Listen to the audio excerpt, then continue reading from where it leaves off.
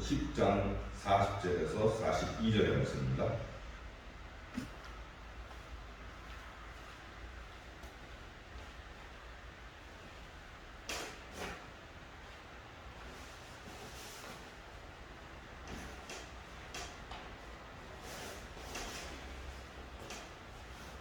자신을 알고 제가 공독해 보겠습니다. 너를 영접하는 자는 나를 영접하는 것이요 나를 영접하는 자는 나를 보내신 이를 영접하는 것이니라. 선지자의 이름으로 선지자를 영접하는 자는 선지자의 상을 받을 것이요 의인의 이름으로 의인을 영접하는 자는 의인의 상을 받을 것이요 또 누구든지 제자의 이름으로 이 잘한 자 중 하나에게 냉수한 그릇이라도 주는 자는 내가 진실로 너에게 이르노니 그 사람이 결단코 상을 잃지 아니하리라 하십니다. 아멘.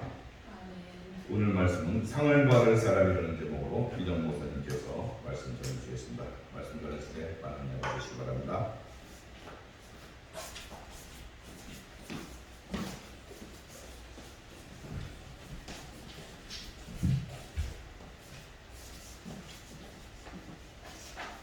할렐루야. 일주일 동안도 하나님께서 여러분들을 지켜주셨습니다. 하나님께 영광과 찬송을 올려드립니다. 또한 이렇게 건강한 몸으로 우리 성전에 나와서 예배드리는 성도님들, 그리고 온라인 예배를 드리는 성도님들, 정말 곳곳에서 예배드리고 있는 성도님들을 예수 그리스도 이름으로 축복합니다. 기도하시겠습니다. 은혜가 많으신 하나님 아버지 감사합니다. 이렇게 건강한 몸으로 저희들 다시 이렇게 만나뵙게 하시고 하나님을 향하여 예배를 드리게 하시도록 허락하신 하나님 아버지를 찬양합니다. 하나님, 오늘 이 시간 말씀을 전할 때 주의 성령께서 역사해 주시기를 간절히 오늘도 주님께 부탁드리며 기도합니다. 사람의 지혜나 지식이 나가지 않도록 하여 주시고 성령의 능력과 권세가 나갈 수 있는 그러한 선포되는 말씀이 되게 하시고 그 말씀이 살아 역사할 수 있도록 주님 도와주시옵소서. 예수님 이름으로 간절히 기도드리옵나이다. 아멘. 오늘 말씀은 마태복음 10장 40절에서 42절 말씀입니다. 마태복음 10장 40절에서 42절 말씀입니다. 제목은 상을 받을 사람입니다. 다시 한번 우리 한번 보실까요? 10장 40절에서 42절 말씀. 자, 보시면 제목은 상을 받을 사람이라고 했는데 40절에 너희를 영접하는 자는 나를 영접하는 것이요 나를 영접하는 자는 나를 보내신 이를 영접하는 것이니라. 영접하는 사람에게 영접하는 사람이 상을 받을 것을 말씀하고 계십니다. 그 다음 41절 말씀. 선지자의 이름으로 선지자를 영접하는 자는 선지자의 상을 받을 것이요 의인의 이름으로 의인을 영접하는 자는 의인의 상을 받을 것이요. 자, 그러니까 선지자나 의인을 영접하는 자는 그 상을 똑같이 선지자의 상, 의인의 상을 받을 것이라고 말씀하시는 내용이죠. 그러니까 이 말씀은 선지자나 의인들이 상을 받는 것처럼 그 선지자나 의인들을 영접하는 자들도 똑같이 선지자나 의인들과 똑같이 동일하게 상을 받을 것을 말씀하는 내용입니다. 자, 42절 보시겠습니다. 또 누구든지 제자의 이름으로 이 작은 자 중 하나에게 냉수 한 그릇이라도 주는 자는 내가 진실로 너희에게 이르노니 그 사람이 결단코 상을 잃지 아니하리라 하시니. 자, 이번에는 어떤 사람이 상을 받는다는 내용이죠? 제자의 이름으로. 그러니까 여기서 제자는 예수님의 제자를 말하는 것이기도 하고, 또 말씀을 가르치는 자가 있으면 또 그 말씀을 받는 제자가 있죠. 그러면 그 말씀을 받고 배움을 받은 제자가 또 나가서 사람들을 가르칠 때 그 제자들을 말합니다. 그래서 그 제자의 이름으로 작은 자 중 하나에게, 작은 자들은 여기서는 어린아이를 말하기도 하지만 여기서는 하나님의 말씀을 전하는 자들을 예수님께서 작은 자라고 표현하신 거예요. 그러니까 하나님 말씀을 전하는 자들은 겸손해야 된다는 그 의미가 여기 작은 자라는 그 용어에 지금 포함되어 있는 거예요. 그래서 그 제자들에게 냉수 한 그릇이라도 주는 자는 이제 상을 받을 것이다 라고 해서 지금 이렇게 40절, 41절, 42절에서 상을 받을 사람이 누구인지 예수님께서 말씀해 주시는 내용입니다.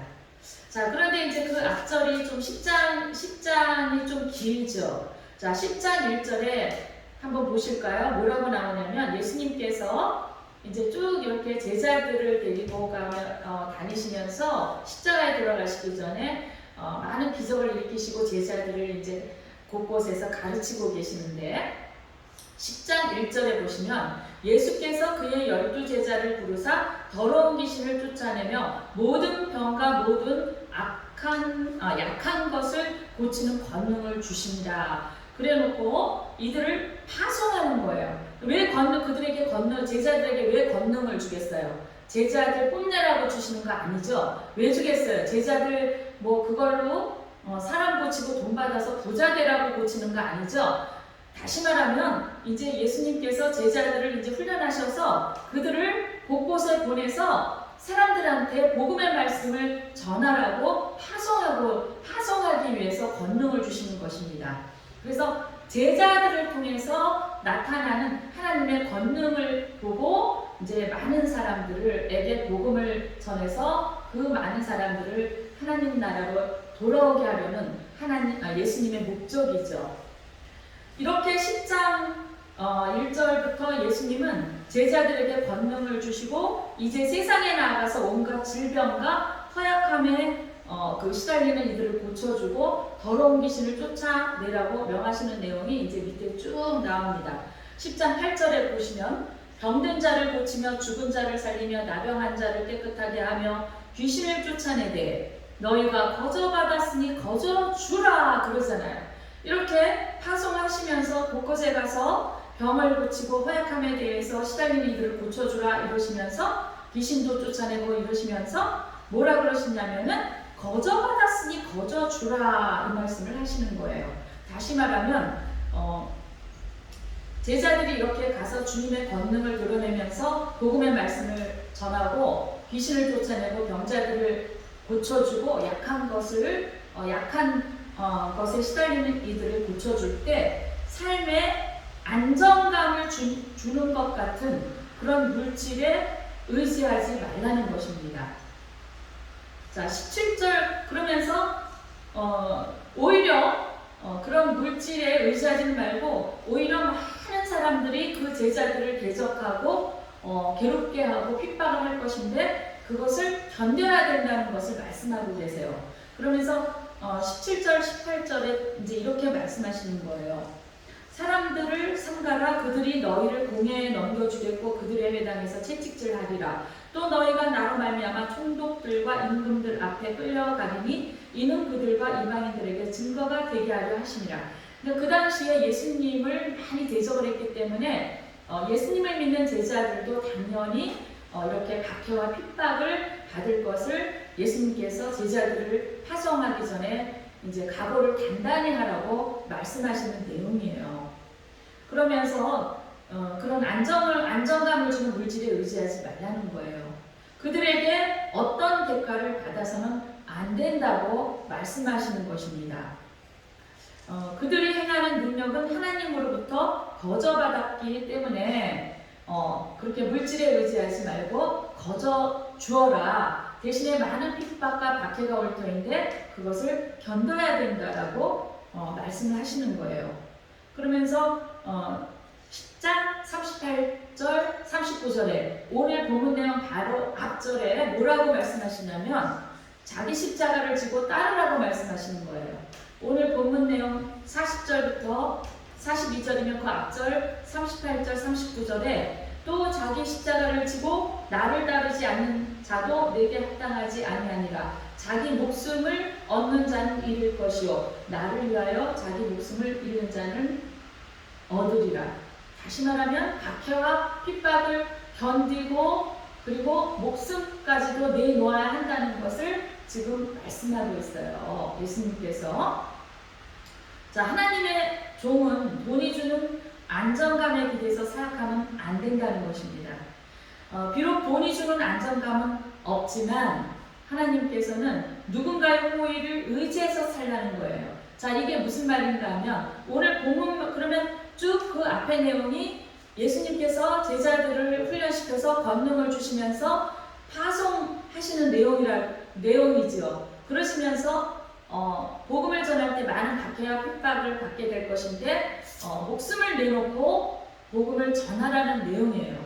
그러면서 예수님께서 자기 십자가를 지고 따르라는 그런 내용입니다. 그런데 그 내용하고 오늘 40절부터 42절 다시 말하면 마태복음 10장 마지막 절에 나오는 오늘 본문 내용하고 이게 도대체 무슨 연결이 있을까요? 그러면서 상을 받을 사람들에 대해서 예수님이 말하는 내용입니다. 그래서 우리가 얼핏 그냥 스쳐 지나가듯 빨리 이 말씀을 좀 깊이 있게 묵상하지 않고 그냥 이렇게 물 흐르듯이 읽다 보면 어떤 오해를 가질 수 있는 그 말씀이냐면은 제자들이 이렇게 많은 핍박과 박해를 받으면서 복음을 전하니까 제자들 같은 사람이 상을 받을 것이라는 내용이구나 이렇게 오해하기 쉽습니다. 물론 제자들이 말씀을 전하는 제자들도 상을 받아요. 그 말씀도 전혀 틀리는 내용은 아닙니다. 그런데 오늘 말씀의 핵심은 무엇이냐면 그 말씀을 파송받아서 말씀을 전하러 간 제자들을 영접하는 사람들이 반드시 있을 것이라는 거예요. 예수님께서는. 그래서 그 말씀을 전하는 제자들을 영접해서 믿음으로 말씀을 받아들이고 그 제자들을 영접하는 그 사람들은 상을 받을 것이다 라고 말씀하는 거예요. 그러니까 이 말씀이 무슨 말이 되겠어요? 그러니까 제자들은 그 제자들이 말씀 전할 때 제자들을 영접하고 그 복음의 말씀을 믿음으로 받아들이는 사람이 반드시 있을 것이기 때문에 소망을 잃지 말고 실족하지 말고 그들이 비록 소수라 할지라도 정말 소망을 가지고 말씀의 씨앗을 뿌려야 된다는 그런 의미를 가지고 있습니다. 자, 그럼 오늘 한번 하나하나 우리가 말씀을 살펴보겠는데요. 그래서 비록 돈이 주는 그러한 안정감으로 제자들이 살 수는 없겠지만 누군가의 호의를 의지해서 살 수는 있다고 말씀하시는 거예요. 그 제자들을 영접하는 소수의 사람들이 반드시 그 소수의 사람들은 하나님께 선택받은 사람들이잖아요.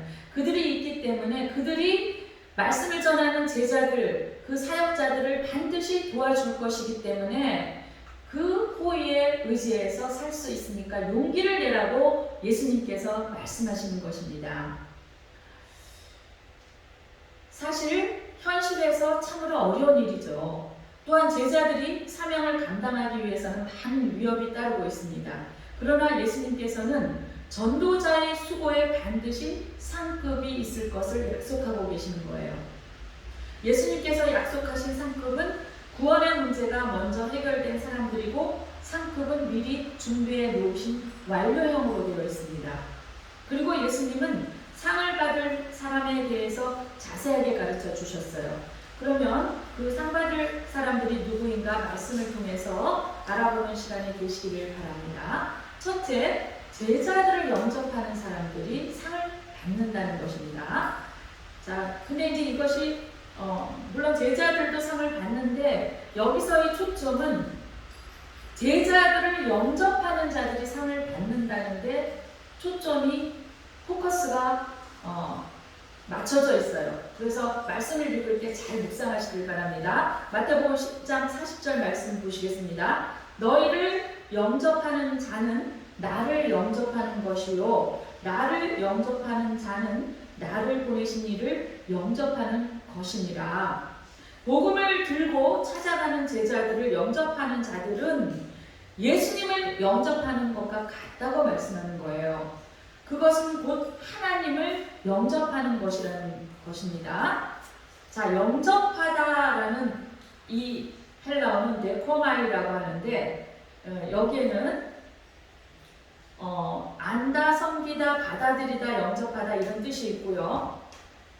이것이 특이한 점이 뭐냐면 이제 영어랑 틀린 점이 이 히브리어나 헬라어도 단수형, 복수형이 있는데 영어에서는 셀 수 있는 명사에서만 단수형, 복수형을 가리킬 수, 문법적으로 적용시킬 수가 있는데 히브리어나 헬라어는 이렇게 동사에도 복수형, 단수형을 적용시킬 수가 있어요. 그럴 때 명사가 아니라 동사 형태나 형용사 형태의 단수형이나 복수형을 적용시킬 때는 그때는 숫자를 의미하는 것이 아니라 어떤 정도의 깊이를 뜻하고 있습니다. 다시 말하면 영접하다라는 이 데코마이라는 헬라어에 그 단수형, 복수형이 단수로 쓰이고 있어요.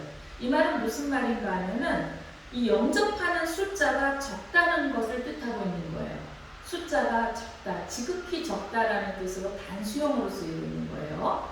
그래서 영접하다, 그러니까 말씀을 받아들이는 사람이 그때 당시에는 지극히 적었잖아요.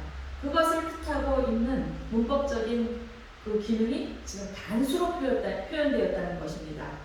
이 본문에서 사용되고 있는 누군가를 맞이한다는 말은 단순히 손님을 집으로 모신다는 그런 뜻이 아니에요. 영접하다라는 뜻이. 여기서 영접하다라는 뜻은 어떤 뜻이냐면 예수님의 존재와 그의 말씀과 구원 사역을 자신이 주체가 되어서 믿음으로 받아들인다는 뜻입니다.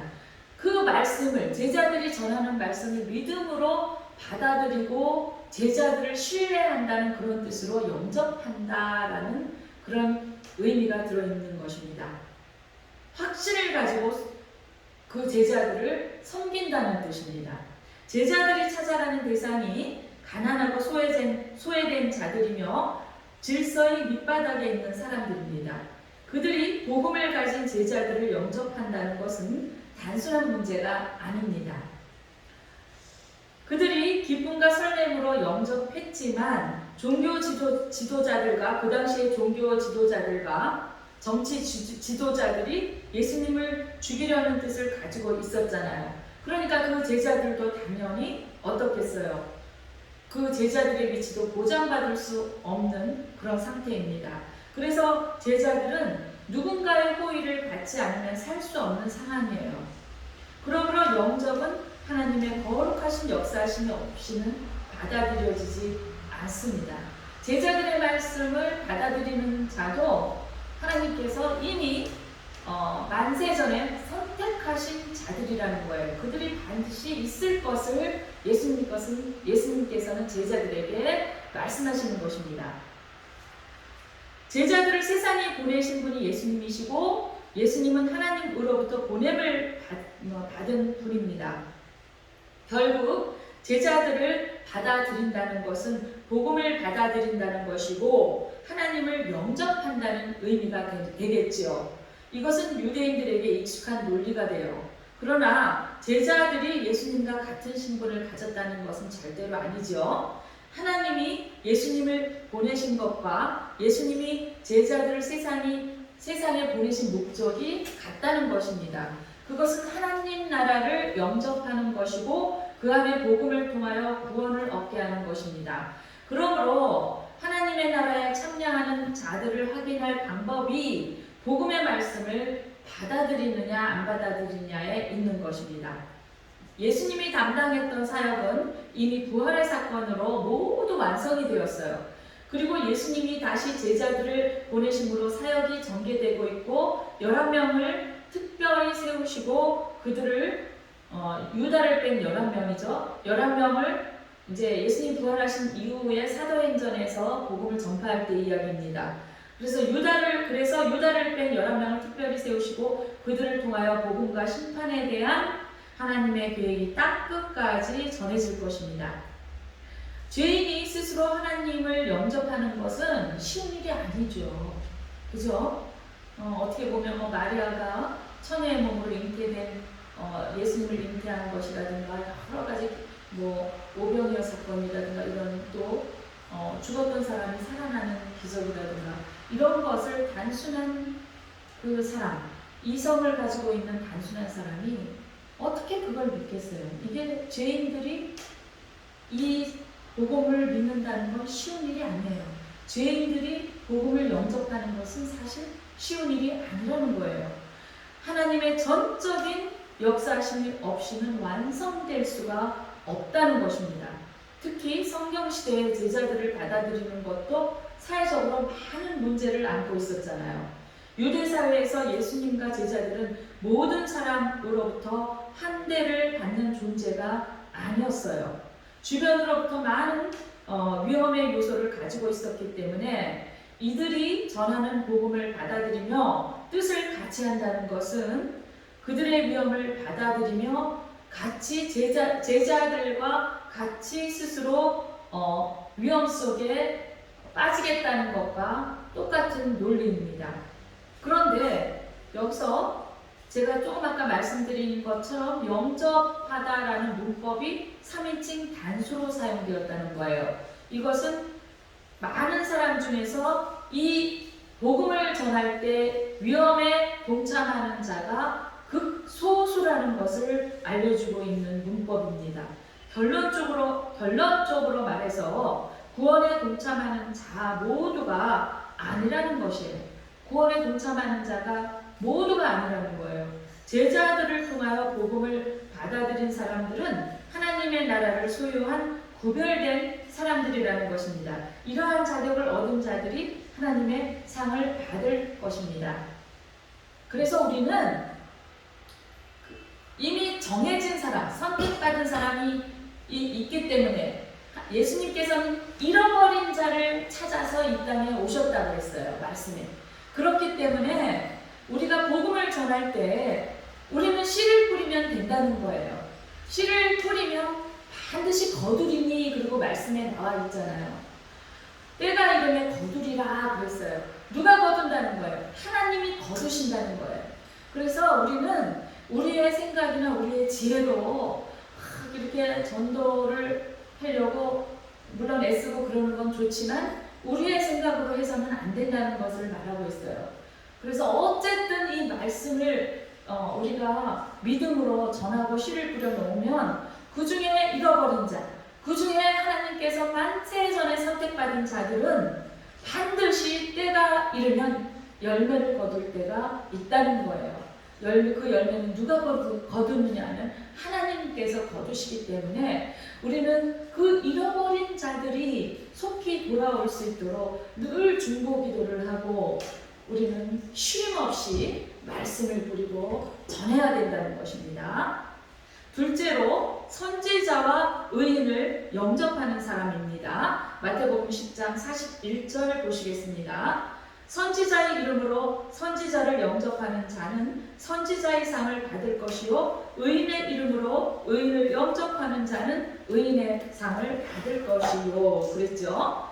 자, 선지자를 통해서 영접한 사람은 선지자의 상이 구별되었으며 의인의 이름으로 영접하는 자는 의인의 상이 구별되어 있습니다. 다시 말하면 선지자의 상을 받을 것이요 의인의 상을 받을 것이라는 얘기는 이미 선지자나 의인은 상을 받기로 예정되었다는 것을 알 수가 있어요. 물론 하나님의 그 관점은 이미 우리가 사역자 된 이것이 하나님께 상을 받은 것입니다.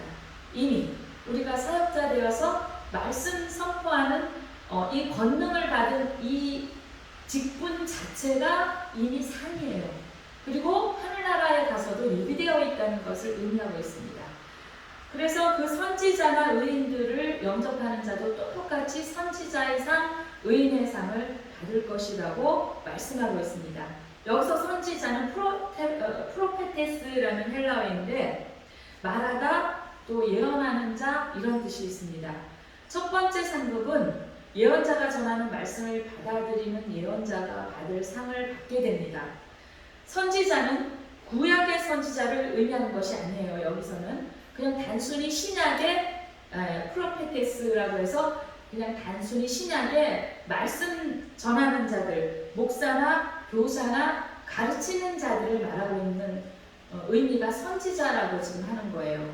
구약의 선지자는 히브리어로 나비라고 하는데 대변인 말하는 자, 특별히 예언하는 자 이런 뜻이 있고, 이 구약의 선지자인 이 나비는 오로지 하나님에게만 묶여있는 사람을 말해요.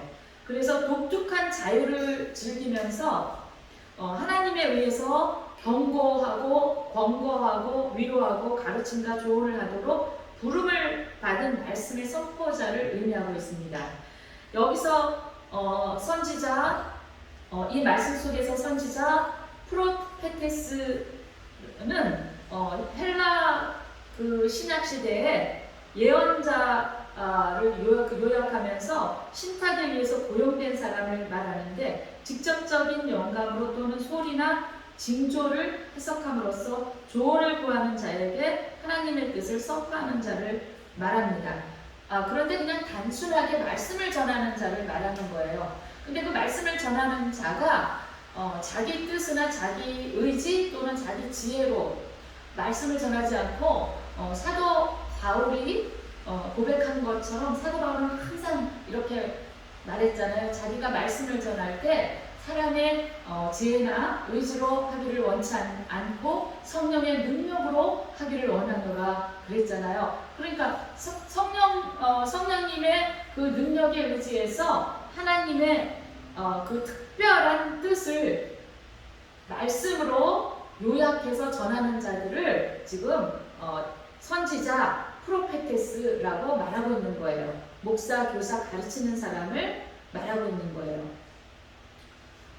자, 그래서 하나님의 말씀을 본질적으로 선포하는 사람을 의미하고 있습니다. 본질적으로 선포한다는 거예요. 선지자의 사역은 천국 복음을 사람들에게 선포하는 것입니다.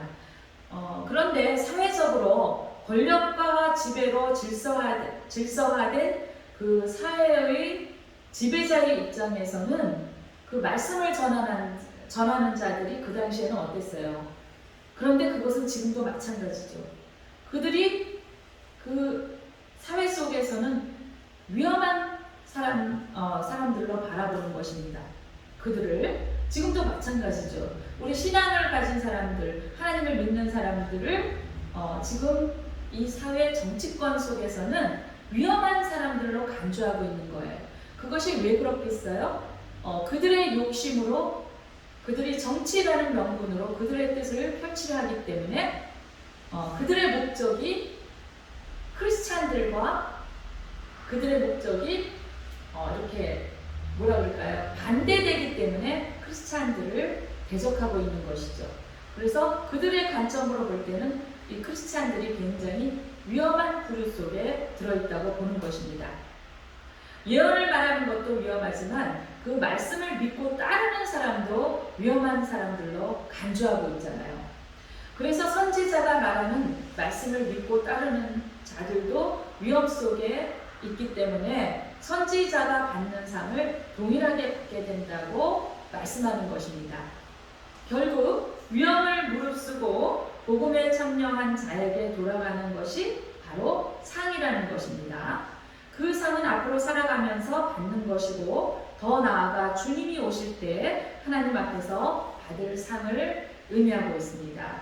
그 상은 구원받지 못한 자들은 받지 못하고, 구원받지 못한 자들은 남아있는 게 뭐예요? 심판만 남아있겠죠. 자, 의인이라는 말은 헬라어로 디카이오스라고 하는데, 끝에가 똑같이 이렇게 헬라어는 스로 끝났네요.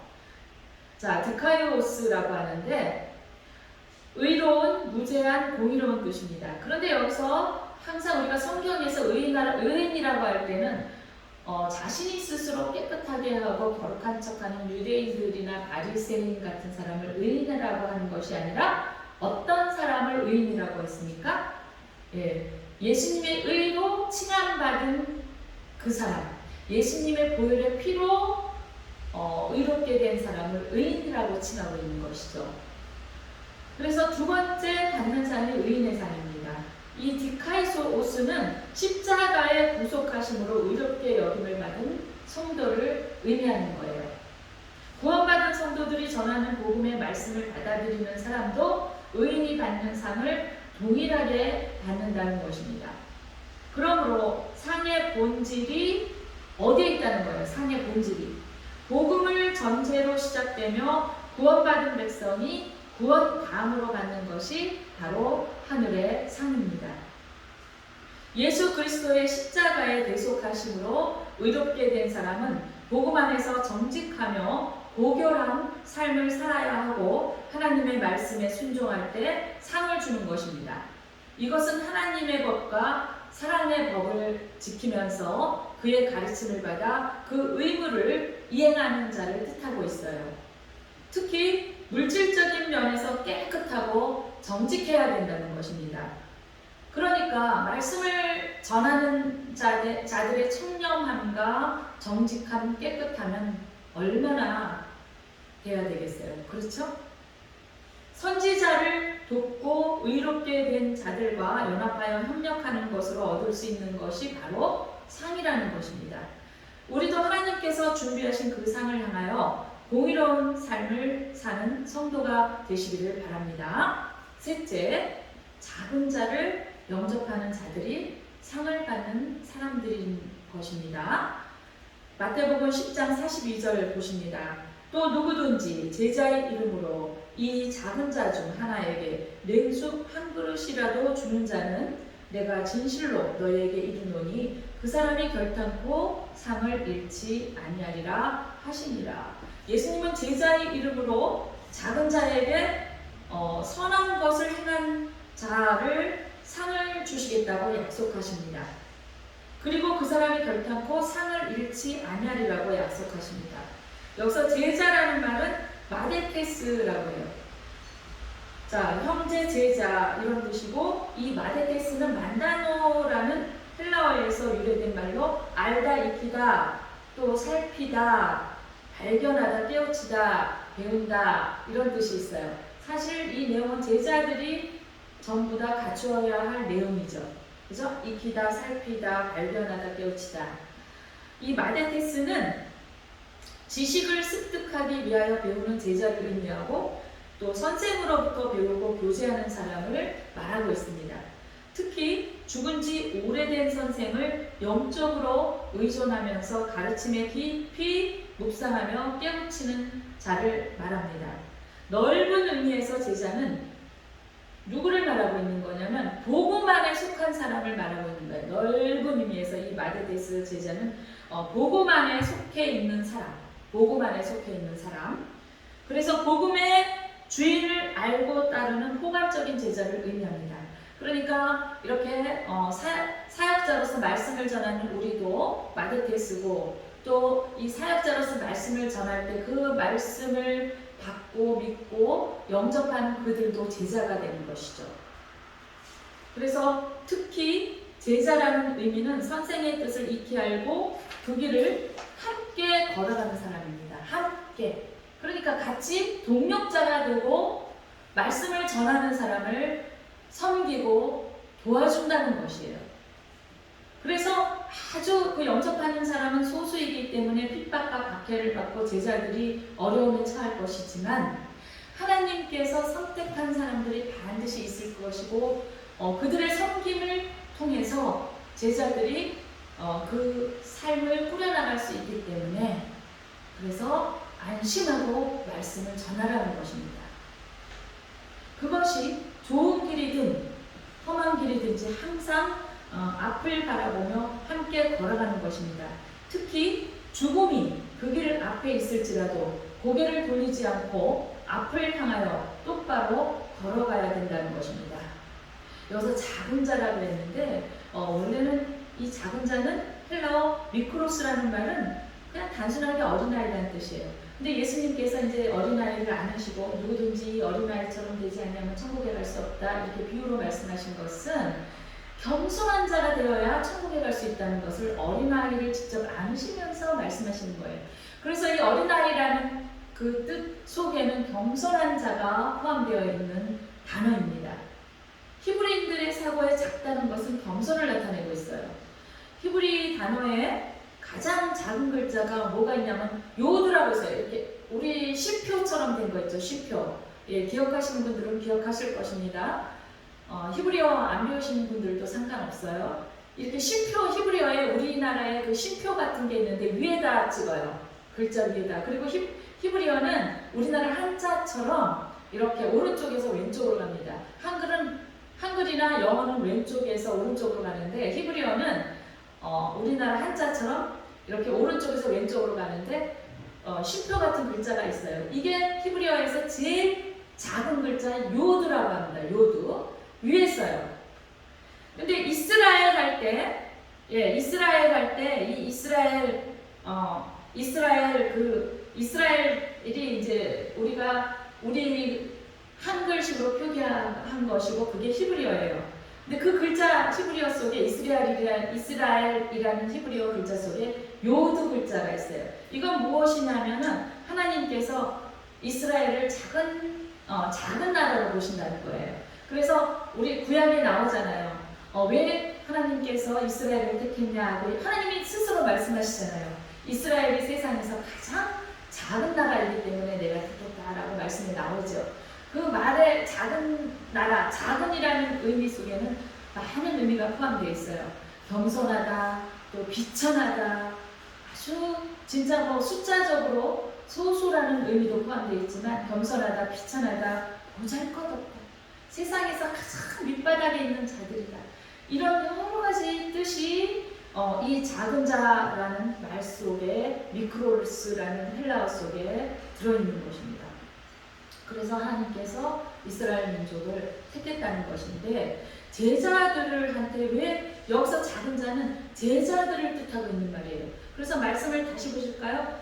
42절에 또 누구든지 제자의 이름으로 이 작은 자 중 하나에게 제자들 중 하나에게 냉수 한 그릇이라도 주는 자는 내가 진실로 너희에게 이르노니 그 사람이 결단코 상을 얻지 아니하리라. 이렇게 말씀하시는 거예요. 그러니까 작은 자라고 칭하는 자들은 누구냐면 제자들을 말하고 있는 것인데 왜 그러면 하나님이 제자들을 그렇게 작은 자라고 칭하고 있냐면은 적어도 하나님의 말씀을 전하는 자들은 그 어린아이처럼 아주 순전하고 겸손해야 된다는 것을 말하고 있는 거예요. 낮아지고 겸손한 자로서 사람들을 예수님께서 내가 높임을 받으러 온 것이 아니라 나는 섬기러 왔다 그러셨잖아요. 그래서 십자가에 달려 돌아가셨다, 희생하셨다 이 말이에요. 이 말씀을 하시는 거예요.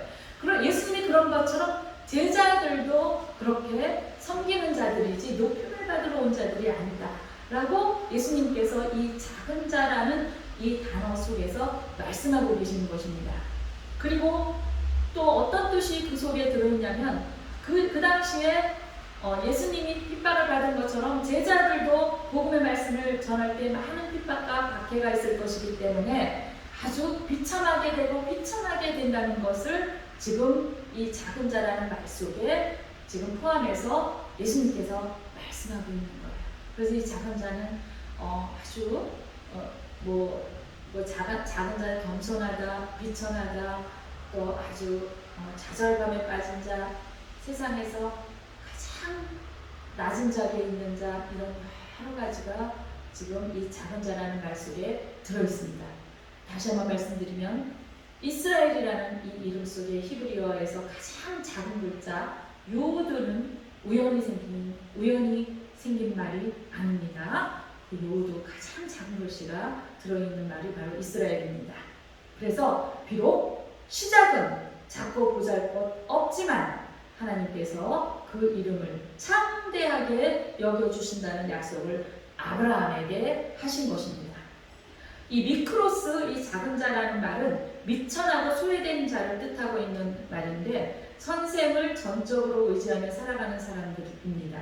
특히 선지자나 사도들 그리고 의인들은 세상 사람들로부터 무시를 당하고 핍박을 받기 때문에 작은 자들이라는 것입니다. 하나님의 관점에서 볼 때 세상에서 섬기는 자가 세상에서 이렇게 예수님처럼 섬기는 자가 세상에서는 가장 가장 작은 자로 여김을 받지만 천국에서는 가장 큰 자로 보상을 받는다는 그 의미를 지금 이 작은 자 속에서 말씀하고 계신 거예요. 마태복음 20장 26절에 보시면 너희 중에 누구든지 크고자 하는 자는 너희를 섬기는 자가 되고 너희 중에 누구든지 으뜸이 되고자 하는 자는 너희의 종이 되어야 하리라. 인자가 온 것은 섬김을 받으려 함이 아니라 도리어 섬기려 하고 자기 목숨을 많은 사람의 대속물로 주려 함이니라. 이렇게 예수님처럼 말씀을 전하는 자들도 작은 자처럼 겸손하고 낮은 자리에서 비록 비천하고 아주 환경이 어려운 낮은 자리라 할지라도 예수님처럼 희생의 자리에까지 가야 된다는 것을 의미하고 있습니다. 그러면 세상 사람들 눈으로 볼 때는 그 말씀을 전하는 자들이 가장 작은 자들이고 비천한 자들일지 모르지만 하늘나라에서는 가장 큰 자가 될 것이라는 예수님의 말씀입니다. 제자와 작은 자의 공통된 문법이 뭐냐면 소유격이라고 있어요. 소유격. 하나님의 소유라는 거죠. 복음 안에서 소유격이라는 뜻입니다. 모두가 천국의 공동체 안에 있는 사람들이고 같은 가르침을 받으며 같은 곳에 소망을 바라보며 살아가는 사람들입니다. 그러므로 우리가 행하는 선교나 선을 행하는 대상이 공동체 안에 있는 자들이라는 것입니다. 때로는 그들이 누구인지 모르기 때문에 우리가 모든 사람한테 가서 복음을 전하는 것입니다. 왜? 잃어버린 자를 찾기 위해서 복음의 씨앗을 뿌리러 나가는 것입니다. 냉수 한 그릇의 비유적인 의미는 쓸데없거나 몸이 건조한 가치를 나타내는 말이 아니에요. 냉수 한 그릇은 굉장히 보잘것없잖아요. 그렇지만 주는 사람은 그 보잘것없는 냉수 한 그릇이라도 주는 것이지만 그 냉수를 먹는 사람은 어떻겠어요? 특히 이스라엘은 사막이 많고 건조한 기후잖아요. 그러니까 냉수 한 그릇을 마실 때 얼마나 시원하고 정말 그 생명을 살리는 것처럼 귀한 것입니까? 그래서 이 냉수 한 그릇의 비유적인 의미는 무덤 팔레스타인의 그 기후 조건에서 생각하는 한 그 한 그릇의 냉수는 생명력이 있는 한대라는 것입니다. 그래서 주는 자 입장에서 냉수 한 그릇은 하찮게 볼 수가 있을지 모르지만 받는 자의 입장에서는 크고 감사한 것입니다. 그래서 우리가 말씀을 전하는 자들을 영접하고 믿고 그 말씀을 전하는 자들을 신뢰하고 그 섬기는 그러한 자들을 볼 때 얼마나 기도가 많이 나오는지 아시겠죠?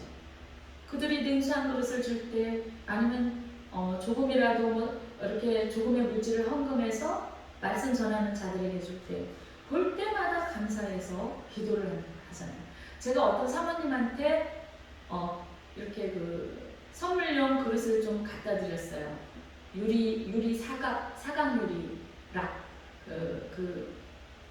반찬통을 갖다 드렸더니 그 사모님이 하시는 말씀이 그걸 볼 때마다 그걸 사용할 때마다 설거지통에서 설거지할 때 반찬을 담을 때 제 생각이 난다는 거예요. 그래서 저를 위해서 기도를 하지 않을 수가 없다고 그렇게 말씀하시더라고요. 이렇게 영접은 굉장히 귀중하다는 것입니다. 예수님께서 보시는 관점이 주는 자의 입장이 아니라 받는 자의 입장에서 보시며 생명을 살리는 큰 선행이라는 것입니다.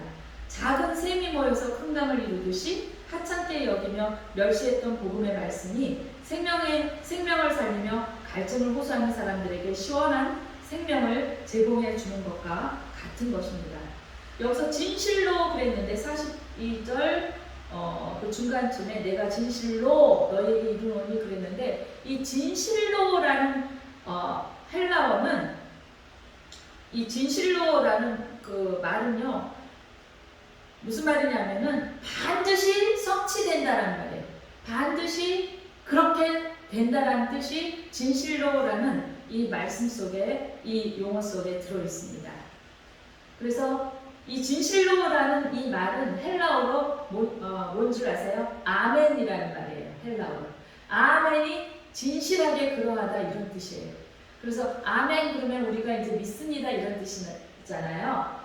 이 진실로라는 말이 바로 아멘이에요. 그래서 하나님의 말씀이 반드시 성취된다. 그래서 믿는다. 이런 뜻이 진실로라는 말 속에 있습니다.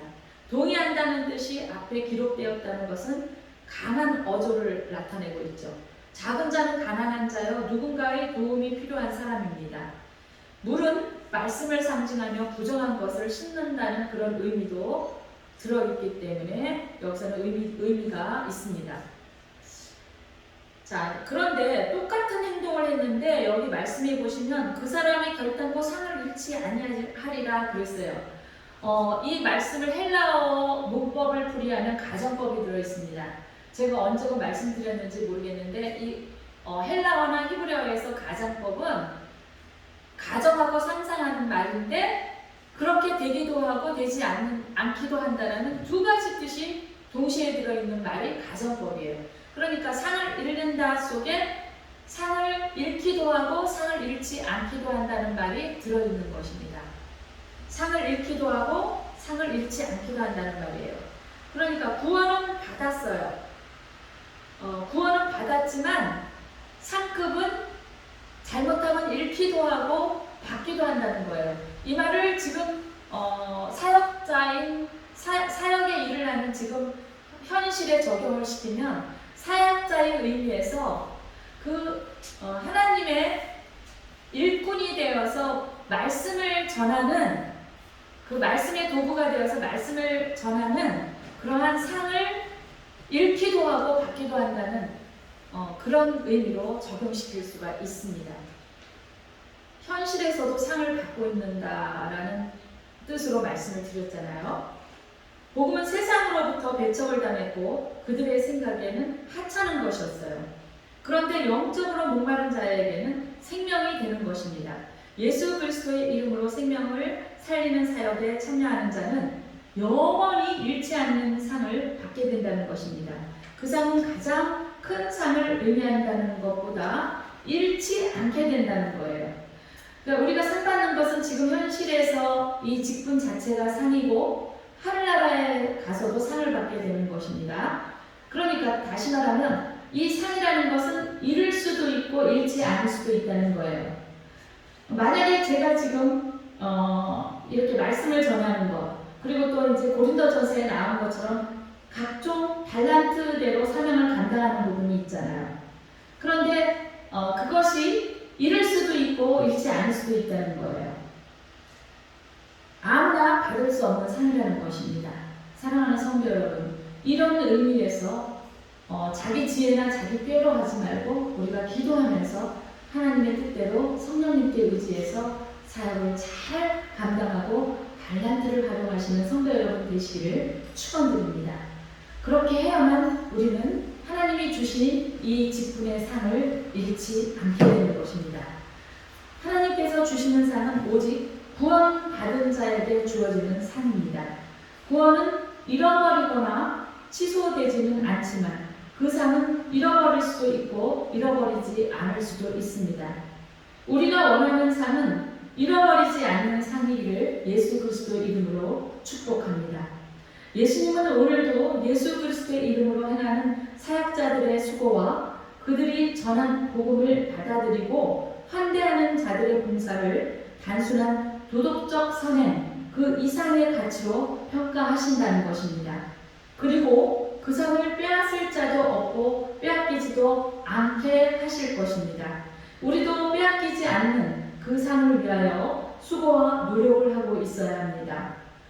이 말을 상을 잃게 된다는 말을 쉽게 풀이하면 촛대를 옮긴다는 말 여러분 들어보셨을지 모르겠어요.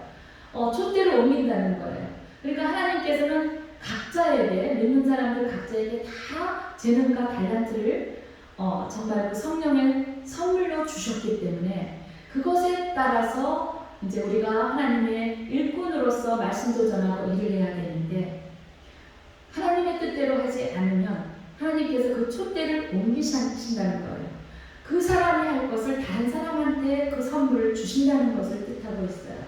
거기에는 여러 가지 의미가 있죠. 교회를 돕는다는 의미도 있고, 또 사역자들을 돕는 것, 또 말씀을 전하는 것, 또 봉사와 헌신, 여러 가지 의미가 있습니다. 그 상을 빼앗긴다는 거예요. 촛대를 하나님께서 옮긴다는 거예요. 우리도 빼앗기지 않은 그 상을 위해서 하나님 뜻대로 수고와 노력을 아끼지 않아야 될 것입니다. 그리고 생명을 살리는 사역에 전심전력하며 살아야 합니다. 예수님은 상을 받을 사람에 대해서 말씀하고 계십니다. 그 첫 번째가 제자들을 영접하는 사람들이고, 둘째가 선지자와 의인을 영접하는 사람이고, 셋째가 작은 자를 영접하는 자들이 상을 받을 것이라고 오늘 본문에 말씀하셨습니다. 우리는 천국에서도 상을 얻지만 이 땅에서도 상을 얻는 성도가 되시기를 바랍니다. 세상 사람들은 땅에만 소망을 두며 욕심을 가지고 살아가지만 우리의 본질은 천국입니다. 더불어 이 땅에서도 인생의 가치 있는 삶을 사시는 성도님들 되시기를 예수 그리스도 이름으로 축원드립니다. 기도하시겠습니다. 은혜가 많으신 하나님 아버지, 오늘도 말씀을 전할 수 있도록 이 모든 것을 협력하고 허락해 주신 하나님을 찬양하며 예배를 드립니다. 아버지 하나님, 말씀을 전하는 이 사명이 얼마나 귀한지 하나님께서 그 일이 어렵고 핍박과 박해가 있고 또 말씀을 전하는 자들의 그 비천한 삶을 주님께서는 예언하시고 말씀하시면서도 그 말씀을 받고 신뢰하는 자들을 섬기고 영접하는 자들이 반드시 있을 것을 오늘 말씀하셨습니다. 그래서 저희들에게는 소망이 있습니다. 씨를 뿌리러 가는 자는 낙심하지 말지니 때가 이르면 반드시 거둘 것입니다라고 말씀하신 그 말씀을 믿습니다. 하나님, 저희들이 여태까지 걸어온 길이 참으로 사람들도 보이지 않고 보이지 않는 것 같고 또 코로나 때문에 여러 가지 전도의 문이 막혀서 어려움에 처한 것 같지만 하나님이 허락해 주신 범위 안에서 저희가 열심으로 기도하며 조그만 것이라도 최선을 다해서 한 모습을 하나님께서 보셨을 줄로 믿습니다. 이 자체, 이 직분을 감당하는 것이 하나님 상급이고 이제 후일에 하늘나라에 가서도 하나님이 상을 예비하신 줄로 믿고 주님께 감사를 드립니다. 하나님, 저희들 이 사명을 잘 감당케 하여 주시고 높아지지 않도록 하여 주시며 오늘 하나님께서 말씀하신 그 작은 자가 되어서 오로지 하나님께만 영광을 돌리고 하나님만 높여드리는 저희 사역자들과 교회 될 수 있도록 성도님들 될 수 있도록 하나님 이 시간 축복하여 주시옵소서. 예수님 이름으로 간절히 기도드리옵나이다. 아멘. 이 시간 하나님 앞에 다시 한번 기도드립니다. 하나님, 헌금 기도를 지금 드립니다. 교회를 위해서 또 목회자를 위해서 11조와 감사헌금, 건축헌금과 각종 헌금을 드린 성도님들과 사역자들 그리고 또 외부 성도님들을 이 시간 하나님 축복하여 주시고 그들이 하나님을 바라보고 온 정성을 다해서 허물을 들고 온 그 마음을 주님 보시고 마음껏 축복하시고 소원을 들어주시고 건강을 주시고 온 가족이 주님 안에서 기쁨과 평강을 누리며 살 수 있도록 축복하여 주시옵소서. 예수님 이름으로 간절히 기도드리옵나이다. 아멘. 우리 오늘 말씀을 생각하시면서 찬송가 한 장 찬양 들으시고 기도 간절히 잠깐 하시고 예배를 마치도록 하겠습니다. 찬송가 249장 1절만 찬송하시고 통일 찬송가 249장, 새 찬송가 249장입니다. 똑같이 249장 똑같네요. 1절만 하시고 간절히 기도하시겠습니다.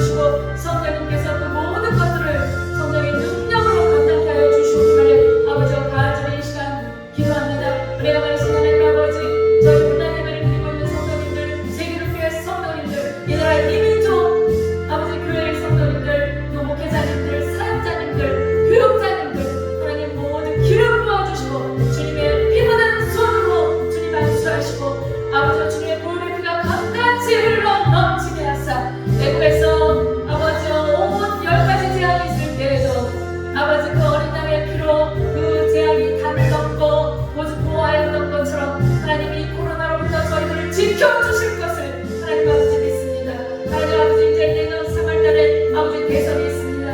하나님 정말 때로는 저희가 아버지 어떤 뉴스도 보고 싶지 않고 아버지 어떤 소식도 듣고 싶지가 않습니다. 하나님 아버지 주여 이 나라를 불쌍히 여겨 주시옵소서. 온갖 하나님 아버지여 이제 그러한 위선과 거짓과 아버지 온갖 아버지 그런 잘못된 것들이 판치는 이 세상에서 하나님 우리나라를 주님께서 선택하셨사오니 이 나라를 바르게 이끌어 주시고 하나님 내년 대선 때 주님께서 직접 간섭하여 주시고 아버지 아직도 저희들의 아버지의 기도와 얘기가 부족한 것을 아오니 아버지 하나님께 진실로 풀고 간절하게 회개 기도를 하는 저희들 되게 하사 하나님이여 이제 저희들 아버지 다음번에 나올 대통령이 꼭 하나님이 원하는 사람이 세워질 수 있도록 아버지여 이제 희미한 등불을 붙잡고 주님 앞에 간절히 기도합니다.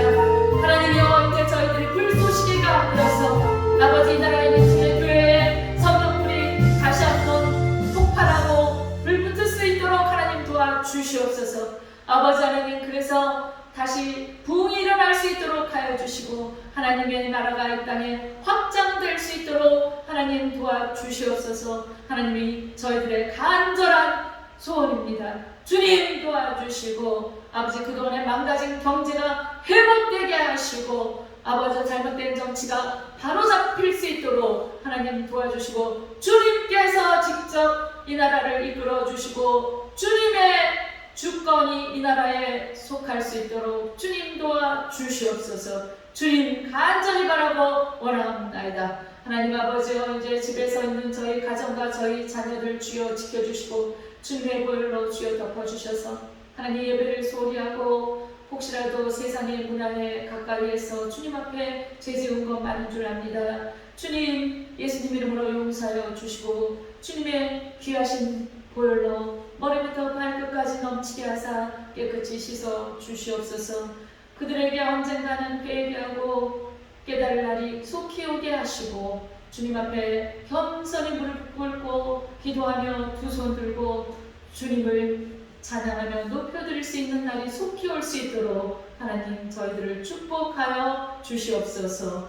친정 식구들과 또한 시댁 식구들 주님 함께 하시고 세계로 교회 목회자님들과 교육자님들 그리고 성도님들에게 기름 부어주시고 성령 충만하게 하여 주시옵고 이 나라 이 민족 교회 위에 주님 함께하여 주시옵소서. 이 모든 말씀 예수님 이름으로 간절히 기도드리옵나이다. 아멘. 축도하십니다. 지금은 우리 주 예수 그리스도 은혜와 하나님의 크신 사랑과 성령님의 가망함도 매주 교통하심이 연약하고 고통된 시간을 통과하는 이 나라 이 민족 교회 위에 또한 온라인 예배를 드리고 있는 성도님들 머리 위에 세계로 교회와 또 임마누엘 교회 수조교회 머리 위에 지금으로부터 영원히 함께 있을지이다. 아멘.